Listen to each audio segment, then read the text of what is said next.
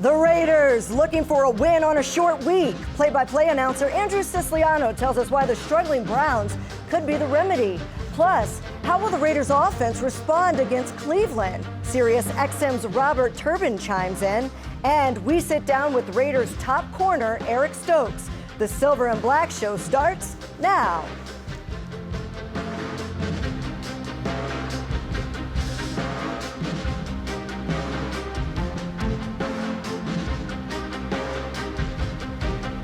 Welcome into the Silver and Black show, everyone. I'm Amber Theoharis. The Raiders are 2-8. The offensive line is banged up. Geno Smith is about to face Myles Garrett, who has had 10 sacks in his last 3 games, and Ashton Jeanty carried the ball just 6 times last week. Yes, that is a reality that is hard to sugarcoat, but the Browns also have 2 wins and are starting a rookie quarterback in Shedeur Sanders. If there were ever a time to get back in the win column, it would be Sunday at home against Cleveland. Now to break down the matchup, we welcome in my good friend, Browns play-by-play announcer, Andrew Siciliano. And I know, Andrew, that the Browns are saying the same thing. If there were ever a time to get back in the win column, it's against the Raiders. So something has to give. 2-8 teams here. Both are trying to find something on offense. Both have their defenses somewhat keeping them afloat. And when you look at this matchup, what is going to be the very first thing that you're looking for? It's fascinating, Amber, on so many levels, and it is great to see you. A couple of 2-win teams, and this is in no way a get-right game for the Browns in any way whatsoever. This is a game in which they're throwing a rookie quarterback out there who obviously has only gotten so much work because he's the number 2 quarterback, and that's how this league works. And they're going to try to get a game plan going and go on the road where they know they're going to have a lot of fans, because there are a lot of Browns fans in the building certainly a year ago when the Raiders beat the Browns, and they're going to try to get the offense going. And that's the big thing for them. We know the defense is good. You laid out everything Myles Garrett has done.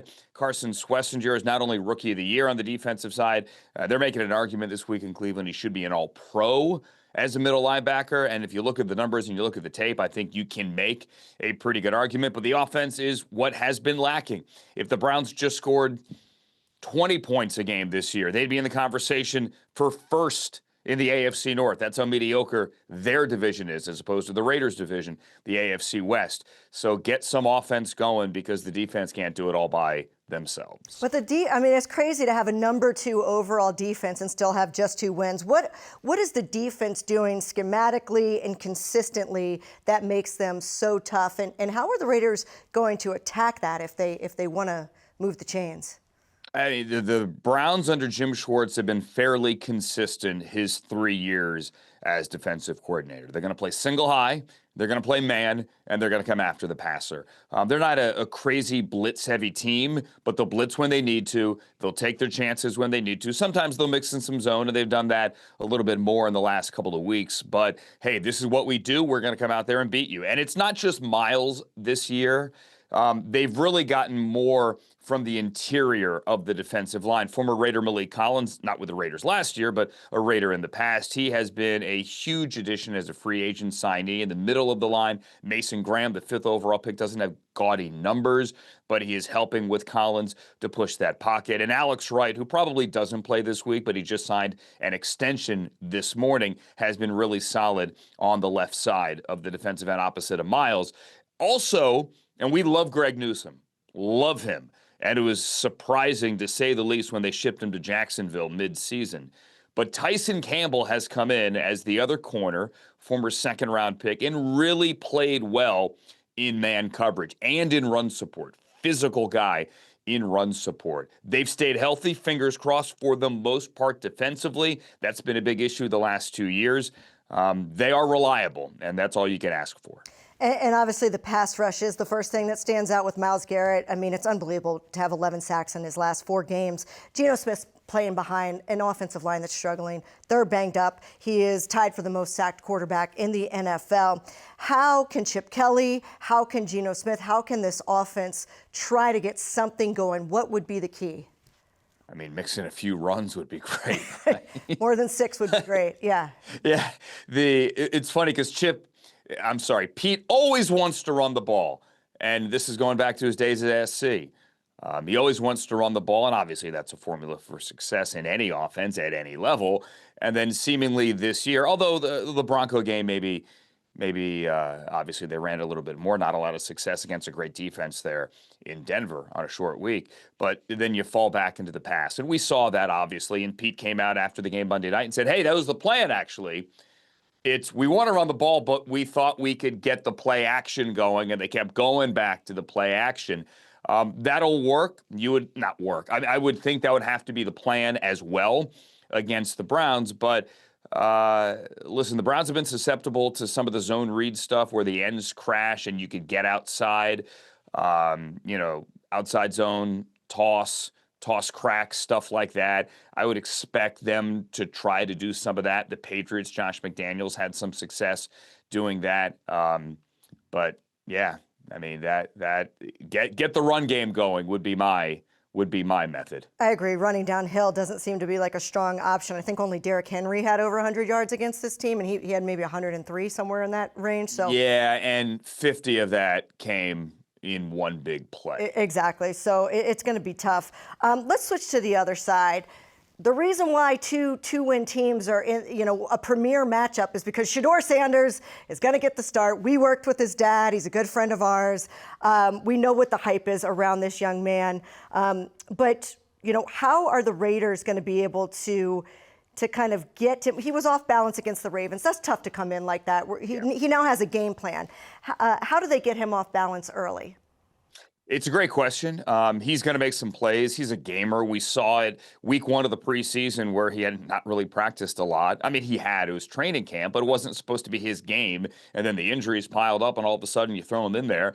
And in the highest rated NFL Network preseason game maybe ever, the kid threw a couple of touchdowns and looked the part. And you're like, okay, he could play. So you're going to see some of that. I have no doubt. You're going to see some plays. You're like, okay. The thing with him is to stay on time and in rhythm and to get the ball out quickly and consistently and read the field and not run backwards, not fall in to some of the bad habits that we saw in college. And we saw in week 3 of the preseason against the Rams, where to avoid the sack, instead of stepping up in the pocket, you're moving back in the pocket. There was a lot of good from his first performance against a very good defense in which Zach Orr brought the kitchens. I mean, he did everything to try to throw him off. There was also some bad. I think it's also important here to point out the tackles. On that final drive, both Browns starting tackles were out. Jack Conklin right side, Cam Robinson left side. Their health is key this week for the Browns' success. They were both back on the practice field Wednesday, so that is a good sign. Shedeur ball security, it's huge. You bring up Zach Orr and the Ravens. I mean, that was my next question for you. Does Patrick Graham, the Raiders defense, they don't blitz a lot. They blitz about 29% of the time. Should they do that? Should they, as you said, throw the kitchen sink? Because a rookie quarterback, the one thing they haven't seen is a lot of different NFL defenses, and to switch it up might be the answer. Yeah, I mean, logic dictates you throw any and everything you can to try to throw off a rookie quarterback. Now, on the plus side, the Browns and Shedeur and the starting O-line, they have a full week together to get on the same page and to try to correct some of the things that can be corrected after the performance last week. Through all of this, I think you saw growth. Second play that Shedeur was in there in the third quarter, he took the check down to David Njoku, got 7-8 yards. They called the same thing on the first play of his final drive, exact same thing, and against the same coverage, he's like, no, I'm not going to take the check down. I'm going to wait for Harold Fannin to clear behind the linebackers and hit him on a 25-yard in cut, and that showed growth. So I'm fascinated to see what kind of growth we see from week 11 to week 12. Well, Raider Nation doesn't want to see that growth at all this week, maybe another week. Both of these teams, as far as offense, bottom 10 in scoring, and they both struggle in the red zone. Why, Andrew, you and I have seen so much football. Why does it just feel like this is one of those games where special teams might swing it? Well, if that's the case, the Raiders may have the edge here. The Browns special teams has been a point of consternation, especially the last couple of weeks. They should have beaten the Jets on the road. The Jets had just traded their 2 best defensive players, but they got consecutive kick returns for touchdowns, 1 punt return, 1 kickoff return, and that was the difference in the game. Justin Fields in that game completed 2 passes beyond the line of scrimmage for 5 yards. And 5. And they lost. He had a 42-yard screen for a touchdown. Breece Hall made a great play. It was against a 0 blitz. Justin beat it, got it to the perimeter, and Breece Hall did the rest. Great play by them. But the Browns special teams was their undoing a week ago. Bubba Ventrone, their special teams coach, was just on the podium a couple of hours ago lamenting the fact that they had a chance to down a punt on the 1-yard line, and poor technique. It was a touchback. That could have been a game changer this past week in a game they feel they should have won. Give Lamar Jackson 99 yards to go instead of 80 yards to go, but that did not happen. So special teams are key, and Daniel Carlson is as good as it gets. A.J. Cole, pretty good. Raheem Mostert, great in that return game. So, yeah. That's what I was just thinking. You got to be concerned. Yeah, I was just thinking this could be an opportunity for Raheem. Give me a bold prediction, just anything that you could see happening in this game. Well, see, I would have loved if Kenny Pickett got in the game, but it looks like Aiden O'Connell's probably the number 2, right? Maybe. Yeah. Yeah. Yeah, that's what it seems like. Yeah. Yeah. I really got to like Kenny when he was with the Browns there for a couple of months. A bold prediction. This will turn into a Quinshon Judkins, Ashton Genty. Who's the better rookie running back head-to-head? How about that? I would love that. I think that would be great. That would be good for football. All right, Andrew, you're great for football. Great to see you there doing, your hometown team, covering your hometown team. I know it's a love of yours, and can't wait to see you out at the game. We'll say hello. Amber, thanks for having me. Great to be on with you. Cannot wait to see you on Sunday. Evidently, there's like a go-kart race or something in town. There's something going on. Yeah, I think they're. Should be great, right? They're pretty good drivers. They go around the city. Yeah, it'll be fun. All right, he's talking about F1. It's going to be here in Vegas. All right, thanks, Andrew. Coming up, going to be a long day for Browns rookie Shedeur Sanders. Eric Stokes is counting on it. The Raiders corner sits down with us next.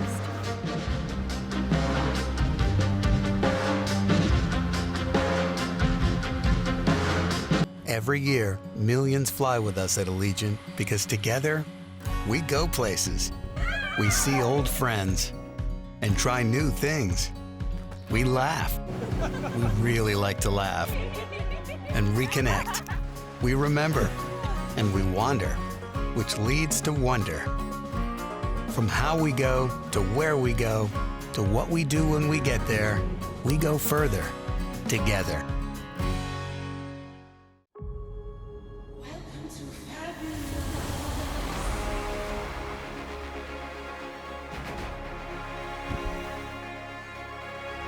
From the fabulous Las Vegas, Nevada, what a move!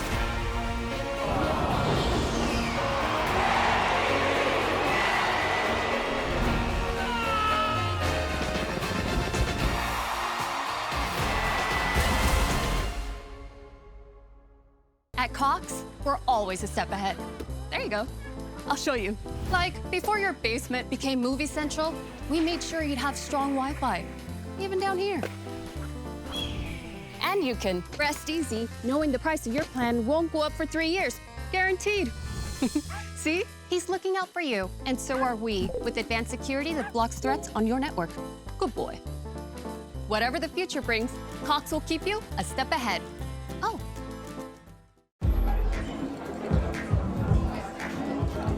How about totally obsessed?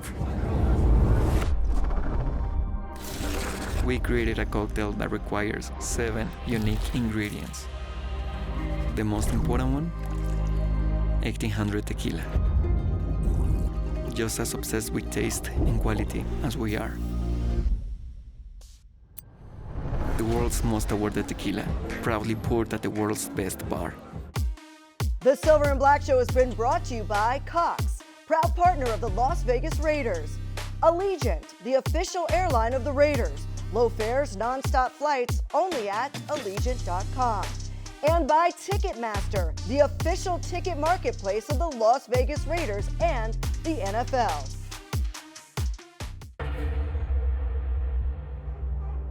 Now second and 15 for the Chargers.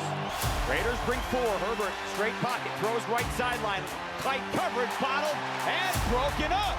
Fake, Right side, down the line, caught at the 19, and Brown is stood up by Stokes, waits for his teammate, and he would not let Brown go. Patriots at the 25, quick throw, wide receiver screen, out to DeMario Douglas. Harold Stokes played it beautifully, and he steps out of bounds on the near sideline. He is all over the place. Eric Stokes hanging out with us here on the Silver and Black Show. And you were excited watching that video. Always. It's fun to see yourself make plays. Yeah, it's always good to see yourself making plays, be excited, doing stuff that you love to do. Well, you're definitely hyped. And look, this season isn't going the way you guys want right now. But Pete Carroll, you know, he talks about competing. He is a winner. He's won in his career. How has he been? What has the mentality been? What has the messaging been as far as keep going? Man, we just been so close in a lot of these little things. It just come down to just us being technically sound, just us doing our assignment, and just every day, like what he always speak on, just compete, compete, compete. And that's been his messages throughout any little thing. Like no matter how things go, we just finna keep competing. You signed here in the offseason, and you very quickly cemented yourself as cornerback one on this team. Do you take pride in stats like target rate, knowing that you're the least targeted corner on this team?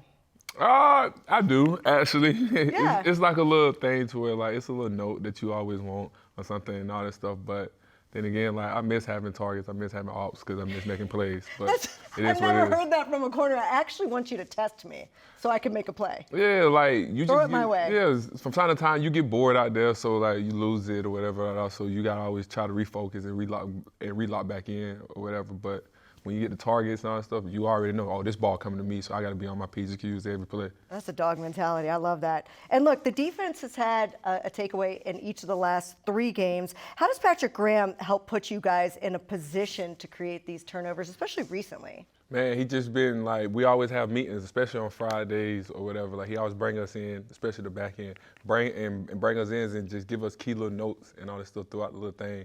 And it just helps to where you just able to play a little bit more faster and all that stuff. So it just tremendously. And then like days like Thursday, we have turnover Thursday to where like we emphasize getting the ball. And it just pretty much translates into Sunday. Now you're going up against the rookie, Shedeur Sanders. He's getting the start. Number one, did you ever study his dad, one of the greatest, Dion? Actually, I did not. I was more of a Champ Bailey. You were too young. Yeah. Oh, Champ Bailey. I'm more of a Champ Bailey type of guy. So it was just like, especially since Champ went to UGA and all that stuff. So I was just more of a Champ Bailey type of guy. So I ain't never watched Dion really. Well, primetime, he's worth watching. But look, it's good to see his son out there, but I know you guys want to make him uncomfortable. What's the key to making and keeping a rookie quarterback off balance? I feel like personally on the back end, just with disguising to where like just showing him different looks, giving him different things, making him actually think and all that stuff, and just don't line up and show him what you give and all that stuff. Like just try to disguise, show him different looks, and just get him confused on different things. Yeah, because he's going to see things he never saw at Colorado or Jackson State. Right? Chemistry in the secondary, we all know, is super crucial on any defense. Against Dallas, it was off for sure. What is the key to getting back in sync, especially against a struggling offense like Cleveland? Man, just come out swinging early, like be hot, like what we used to say, like we like to start fast and go ahead and get everything rolling because we already know once we start fast, everything else feels good. Like you just feel the energy, you feel everything. Especially it's a home game, so like you can feel the energy, you can feel everything from the crowd and all that stuff. So the moment we start fast and all that stuff, it'll pretty much kills especially a rookie quarterback early. Like I personally believe. We know you were used to the cheeseheads in Green Bay. What do you think of Raider Nation? You mentioned the home game where you're like, wow, this is pretty crazy. This is crazy. But Raider Nation gets very crazy, especially like the big time games. So like our last, like the primetime game, Monday night, it's just crazy. It's coming out. You just seeing all black or whatever. It's just unbelievable. Something tough about that all black, isn't it? Yeah, all black is the best one. That's where to go. When you look ahead at the remaining schedule, does it feel like this could be one of those tone setter games to kind of set the tone for how the rest of the season plays out? For sure, like we already trying to just have a one game mentality, but you already know like we got seven more towards the end of the stretch, and who knows how these 7 can go. So let's go ahead and take it one game at a time and see how they go. Oh, see how this go. Yeah. How about we just talked about Raider Nation. What would be your message to them? You know, they're hanging in here in 2025. What would be your message to them right now? Man, just look on the bright side. We got a lot of things coming, and it's a lot of little upside to this. Like, it's a lot of the moving parts that's going on. Like, this is a lot of our first years together and all that stuff. So it's a whole bunch of little things that still got to come together. But this back end, the final stretch, is going to be the best stretch. One thing I can promise you, Raider Nation ain't going nowhere. No, They're the most loyal fans in the game. Tell me, how do the Raiders leave Allegiant with a win? What do you have to do? Yeah, just go out there and play Raiders ball. Like, from the start, you got to be fast and physical. Like, that's the thing that we always speak about on defense. Like, we got to come out here and go ahead and set the tone, let it be known, like, man, nah, like, we are here to stay. We are here to do this and all that stuff. So come out and bang for 4 quarters, no matter how long. We can go in overtime for all I care and all this stuff, but let's bang. Like, man, let's have fun with it. Like, that's my biggest thing. Like, if you're not having fun out here, then this ain't for you. This shouldn't be for you and all this stuff. So let's have fun. Let's play for one another. Like, let's play for your brother and all this stuff. And let's really just go out here and just have fun with this at the end of the day. You got me excited. I think I'm going to play opposite. No, you don't want me to play that opposite corner. All right, thanks, Eric. It's so nice to meet you, by the way, and hang out with you. And I know we're going to see, I have a feeling we're going to see a big play early from you, big turnover that could change the game. For sure. All right, thanks, Eric. No problem. Coming up, Sirius XM's Robert Turbin tells us why balance is the key to beating the Browns this Sunday.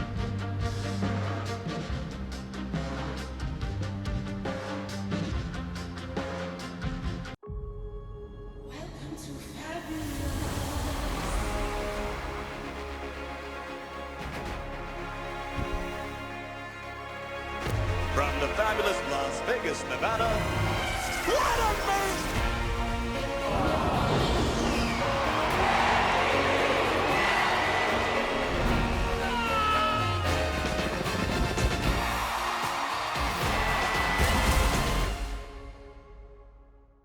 Every year, millions fly with us at Allegiant because together, we go places. We see old friends and try new things. We laugh. We really like to laugh. And reconnect. We remember. And we wander, which leads to wonder. From how we go, to where we go, to what we do when we get there, we go further together.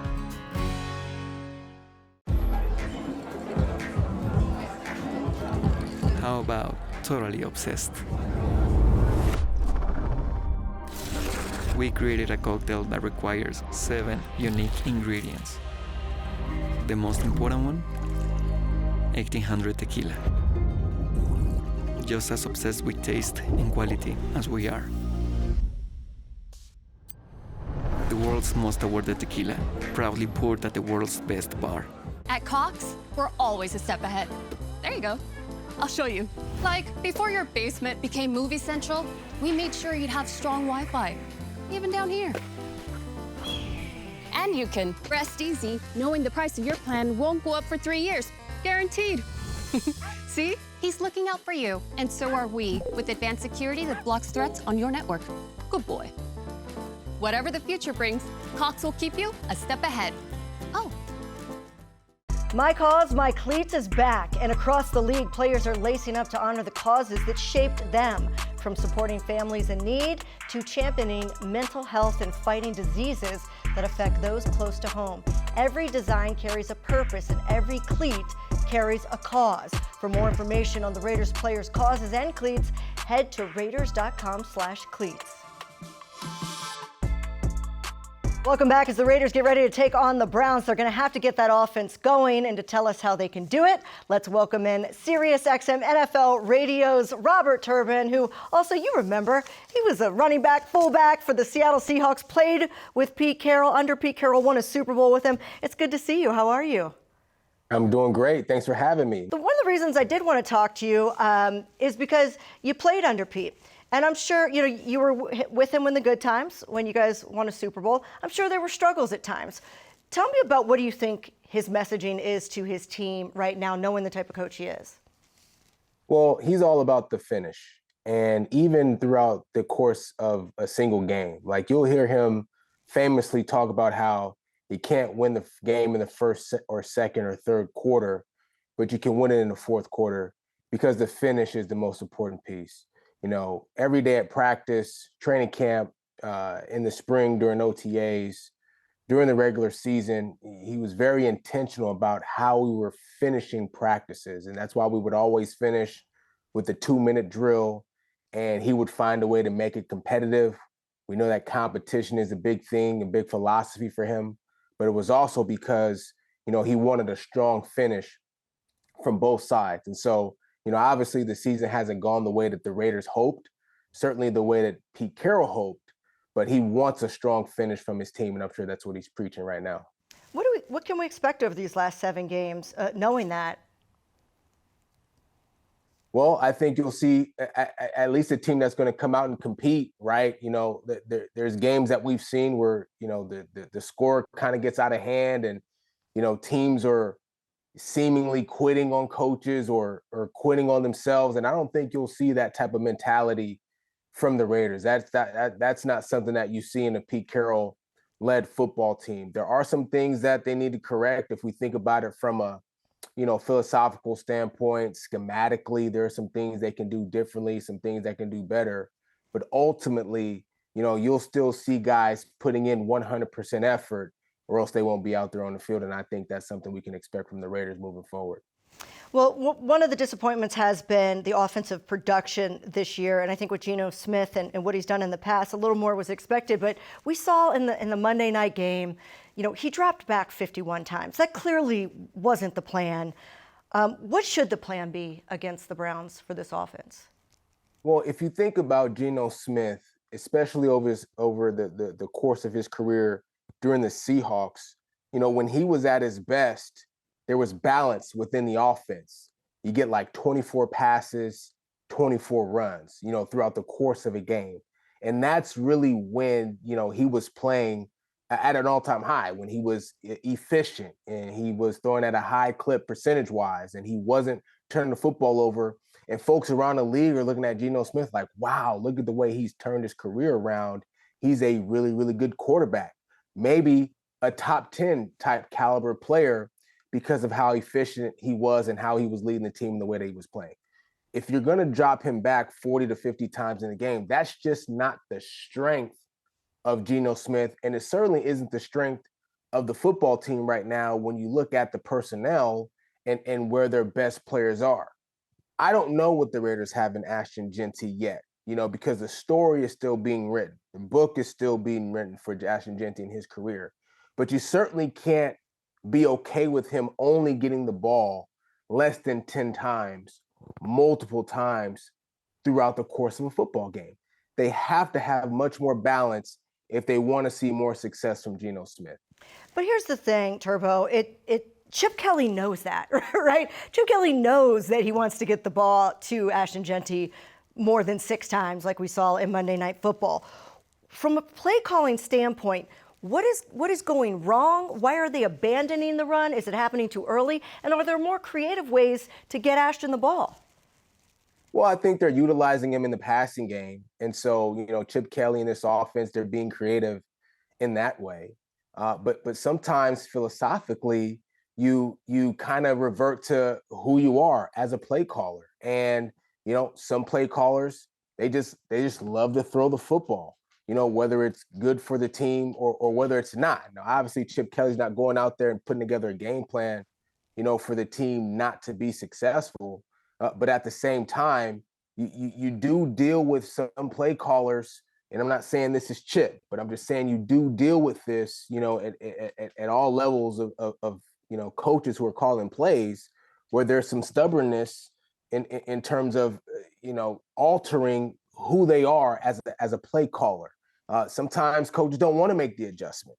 You know, some defensive coaches believe in cover 3 and they don't want to run cover 2, even though it might be better for their personnel and who they have on the field. And so, you know, to me, I just think that there's a space where, from an adjustment standpoint, you know, maybe it's Chip or whoever it is that's calling the plays, can alter what they like the most and do what's most beneficial for the personnel that's on the field. Well, there's no doubt they like the play action pass. A third of the plays last week against the Dallas Cowboys were off the play action pass. And that kind of seems odd when you can't establish the run, because that's what makes that work. So you talk about adjustments. How should they be adjusting when the game plan is we're going to run the ball and we're going to play action pass, but the run game's just not there?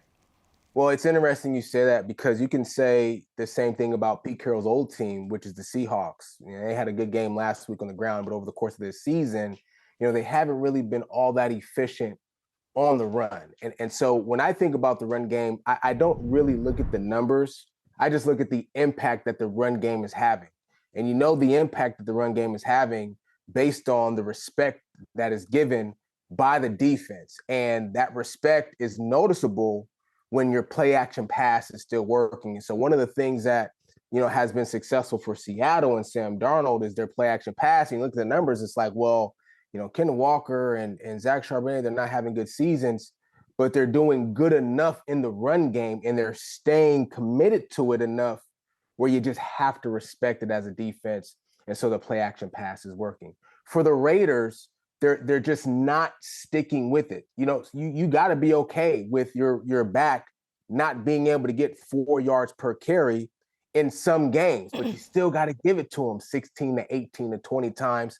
So the defense knows, like, no matter what, we're still going to hand the football off, and you got to respect it, because if you don't, that's when the big runs happen, and no defense wants to give up big runs, right? You hear about every defense. It's all about stopping the run, right? And so if the Raiders can just stay more committed, and that's what I expect to see moving forward, hopefully, I think that can open up some things for them in the passing game, especially in their play action scheme. And that I love to hear that there is hope in that sense. At the end of the day, it's just going to be really tough with the offensive line banged up. When you're missing Colton Miller and you're missing JPJ, it's difficult. But look, this is not the first team to have a banged up offensive line. How do they find a way to play better as a unit when, you don't have your starters? Yeah, it's a great question. The thing that helps offensive linemen the most is two things. A, running the football, right? You want your offensive linemen early on in the game, especially, to feel like they're getting off the ball and they're driving their feet, they're getting contact, and they're just getting a feel for the game. When you're throwing the ball 51 times, your offensive linemen, they're retreating all the time. So they don't have this feel of or mindset of being in attack mode, because they're always stepping back. They're kick stepping back. The defense is the one in attack mode now.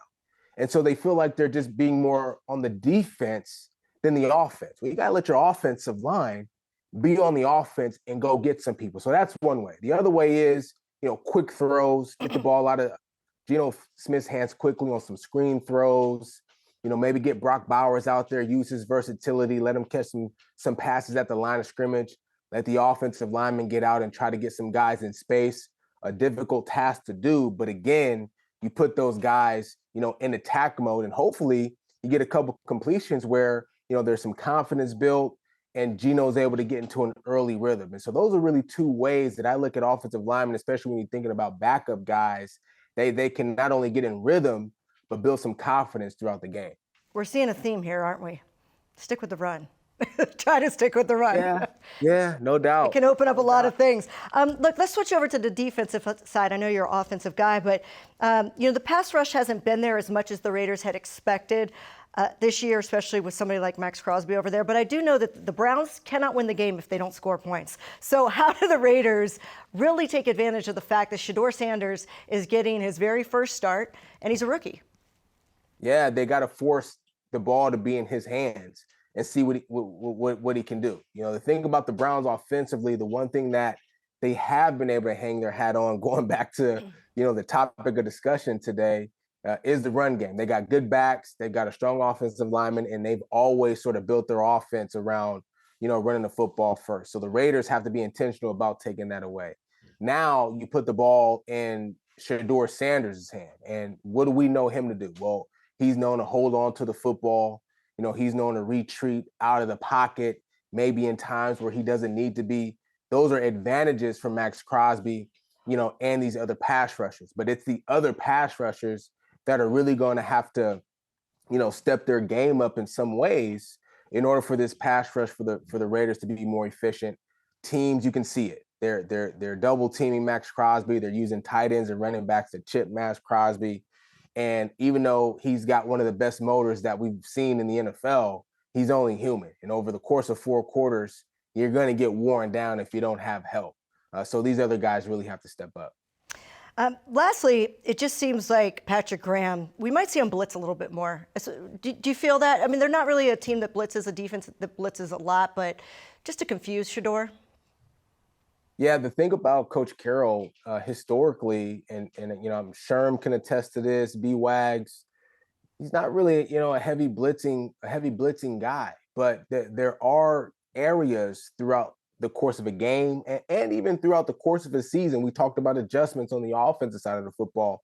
Sometimes you just have to get out of your element a little bit. You not necessarily not be who you are, as a coach, but there's a space where you want to be able to try new things, and maybe that's bringing more pressure, especially if you're not able to get home with the front four. So you got to take chances when something's not working.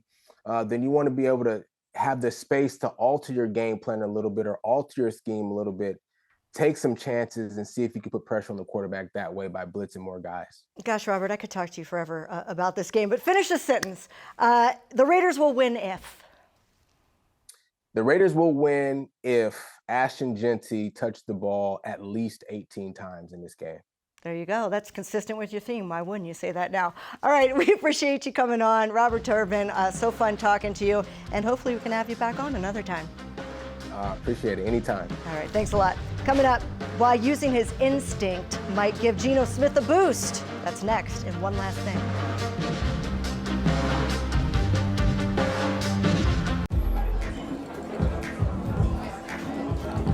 How about Totally Obsessed? We created a cocktail that requires 7 unique ingredients.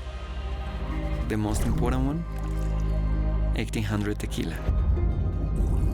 Just as obsessed with taste and quality as we are. The world's most awarded tequila, proudly poured at the world's best bar.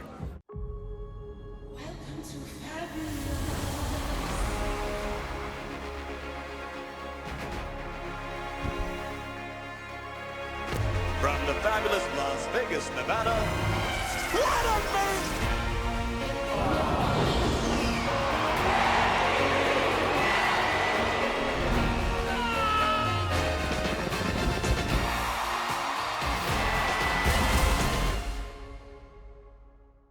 Every year, millions fly with us at Allegiant because together, we go places.